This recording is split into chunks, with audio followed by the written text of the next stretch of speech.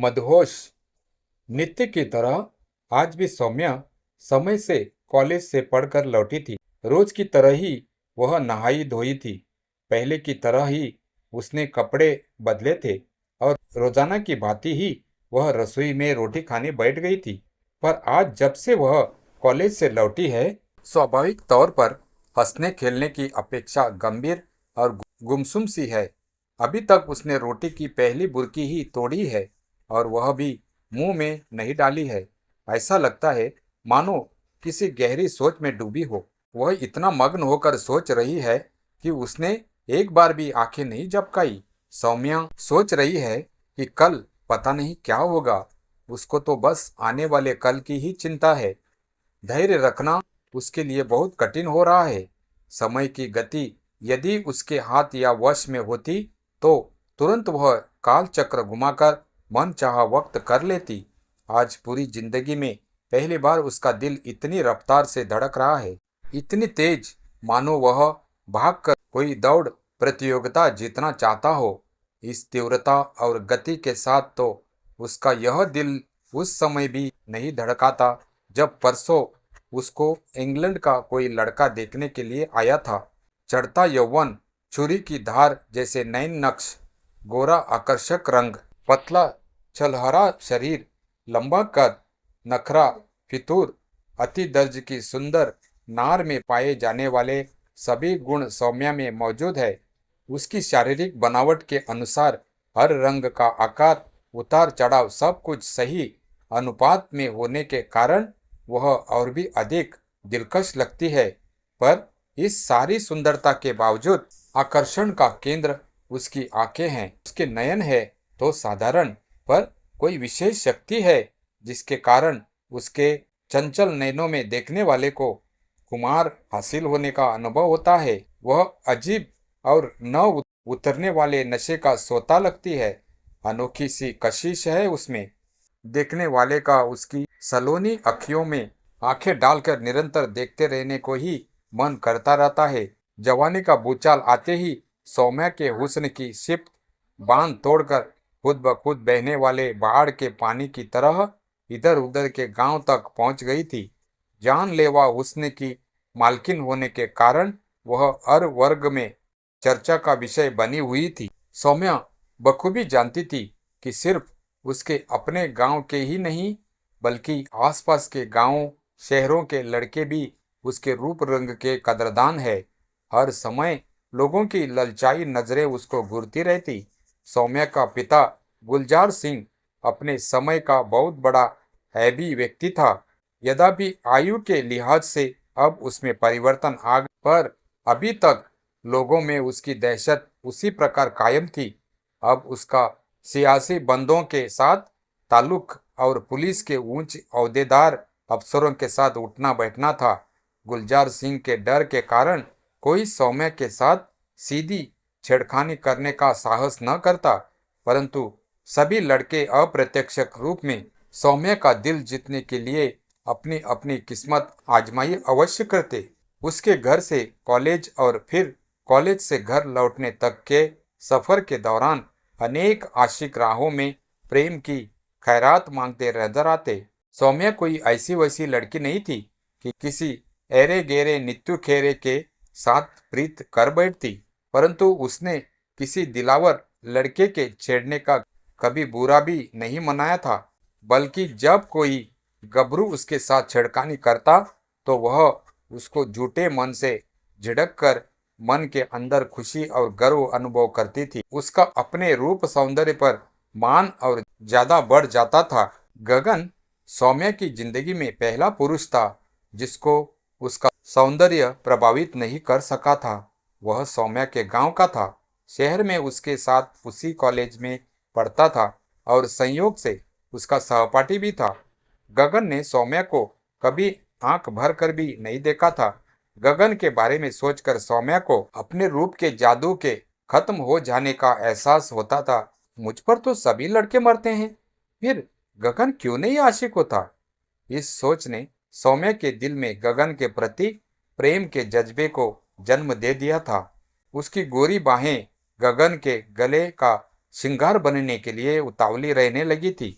हवस में डूबी सौम्या हर समय गगन के साथ प्रेम पिंगे झूलने की जुगते सोचती रहती थी। वह नित्य अदाओं के नस्तर तीखे करती थी।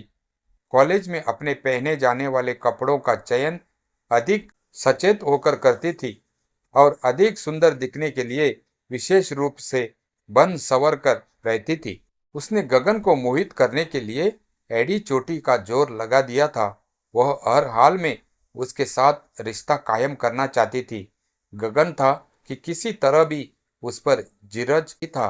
वह अक्सर गगन को कन्नी पकड़ने के मौके मुहैया करती रहती, पर गगन आगे बढ़ने की अपेक्षा कटड़े की तरह पीछे हट जाता था। सहज ही फिसल जाने वाली शय का नाम ही तो मर्द है। मर्द जात का ध्यान खींचने के लिए दीवार पर औरत शब्द लिखा होना ही पर्याप्त है। बदसूरत से बदसूरत, कुरूप से कुरूप स्त्रियां भी मर्दों को उंगलियों पर नचा लेती है। क्या गगन मर्द नहीं था या सौम्या चांद का टुकड़ा नहीं थी? पता नहीं गगन किस मिट्टी का बना हुआ था कि वह सौम्या की ओर कतई ध्यान नहीं देता था। सौम्या न जाने क्या क्या सोचती, दिन रात तड़पती रहती थी। जब सौम्या का कोई तीर नाकाम हो जाता था तो वह और अधिक मचल जाती थी, पर सौम्या ने कभी हिम्मत का दामन नहीं छोड़ा था। लक्ष्य ठीक हो, रास्ता सही हो और आदमी डर कर चलता रहे तो कौन सी मंजिल है जो इंसान सर नहीं रख सकता? औरत जब अपनी आई पर आ जाए तो सब उलट पुलट कर देती है। मेनका ने त्रिदेव के गायत्री मंत्र से रचयिता विश्वामित्र का भी तप भंग कर दिया था।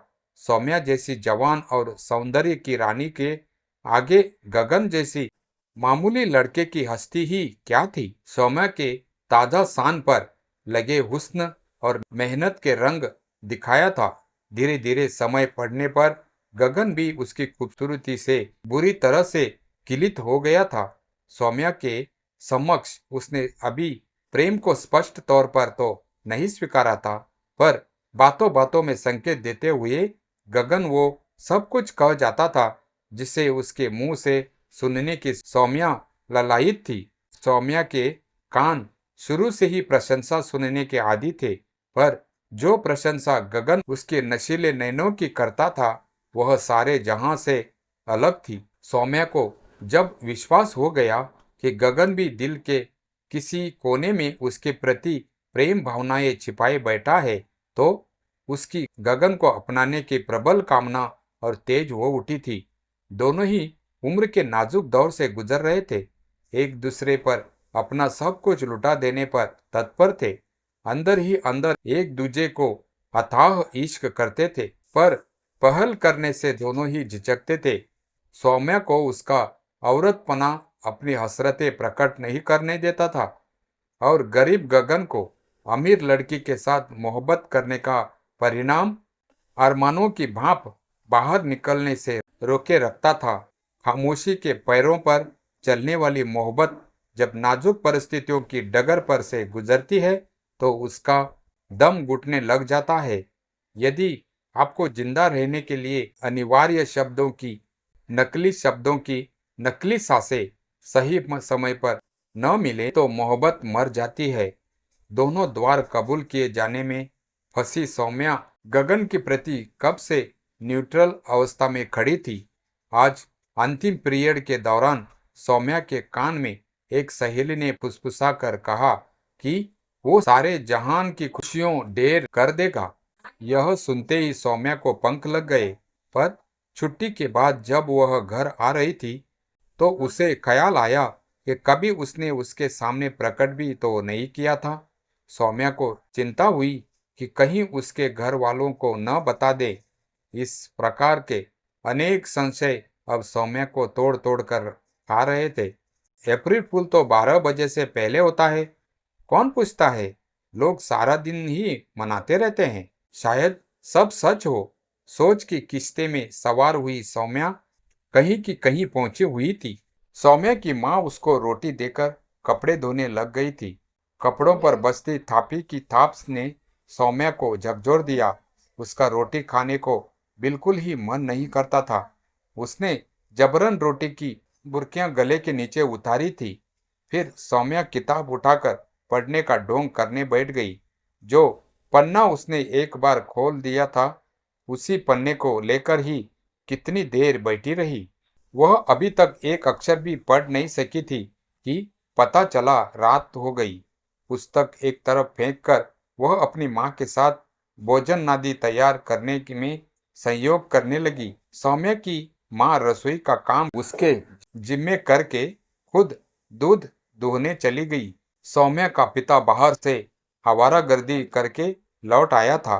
वह आते ही सीधा दूध दूहती अपनी पत्नी के पास गया। बातें करते हुए कभी कभार वह सौम्या की तरफ भी देख लेता। उन्होंने आपस में काफी देर तक खुसुर फुसुर की। लाख कान खड़े करने पर भी रसोई में बैठी सौम्या को उनकी बातचीत सुनाई नहीं दे रही थी। यथार्थ को सौम्या ने सहज ही स्वीकार कर लिया। यही कारण था वह घबराए जा रही थी। सौम्या को उसके अंदर का पाला मार रहा था। पहले तो सौम्या से दाल नीचे लग गई, फिर या तो रोटी कच्ची रह जाती या जल जाती, क्योंकि उसका काम में जरा भी ध्यान नहीं था। जब उसकी माँ दूध निकाल कर आई तो उसने सौम्या को एक तरफ कर दिया और बाकी की रोटियां खुद उतारने लग पड़ी। बीबी, मैं पढ़ लूं? सौम्या ने वहां से उठने की अनुमति मांगी। छोड़ परे अब, पढ़ाई लिखाई बहुत पढ़ लिया, आज से बंद तेरी सारी पढ़ाई लिखाई। उसकी माँ की जुबान में यद्यपि जरा भी गुस्सा नहीं था, पर फिर भी सौम्या का सीना दहल गया। वह डर से कांपने लगी। कहीं गगन ने ही न बापू को बता दिया हो। उफ, पहली चोरी, पहला फंदा। वह स्वकतन करती खौफजदा होकर माँ के पास ही चूल्हे चौके में घुटनों और टोड़ी के बीच बाहें रखकर बैठी रही। सही समय देकर उसकी माँ ने बात चलाई। ओ जो लड़का। सौम्या घबरा उठी। कौन सा लड़का? वह एकदम अपना अंजाम जानना चाहती थी। वही फैलेतिया जो तुझे देखने आया था। कौन? सौम्या को सिवाय गगन और अपने उस हस्तलिखित खत के और कुछ भी याद नहीं था। क्या था भला सा नाम उसका? अरे हाँ, सुख।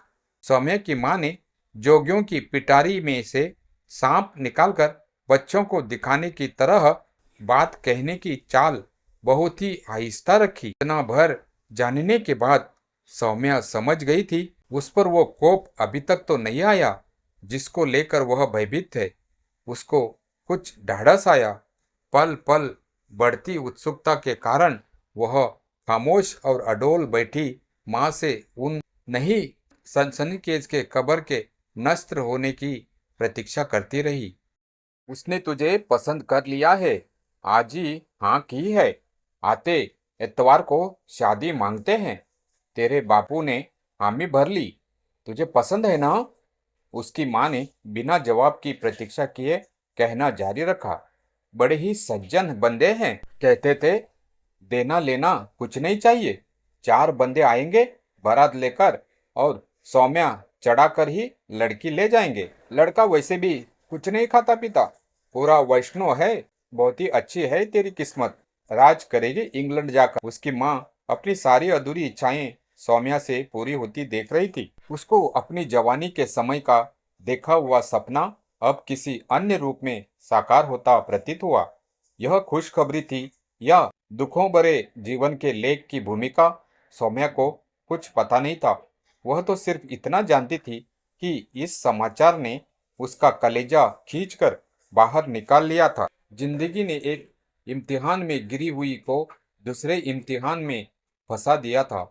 असमंजस में डूबी सौम्या को इस संकट से बचने का कोई उपाय न सूझा।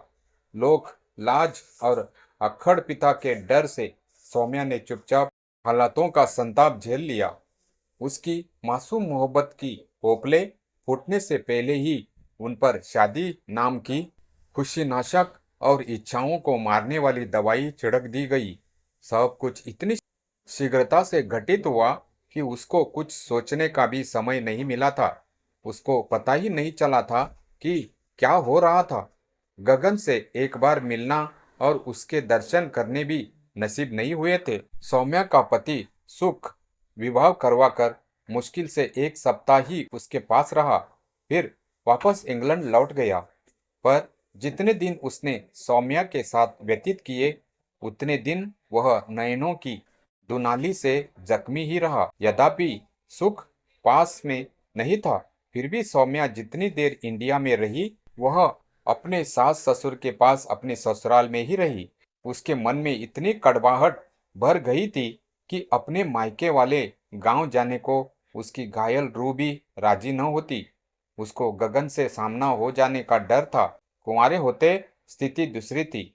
उसको गगन के कभी न कभी मिल जाने की उम्मीद तो होती थी। विवाह के बाद गगन उसकी पहुंच से इतनी दूर हो गया था कि उसकी चाहत करना भी अब सौम्या के लिए व्यर्थ था। ऐसी हालत में मायके में आती भी तो किसके पास आती? उसके माँ बाप ही जाकर उससे मिल आया करते थे।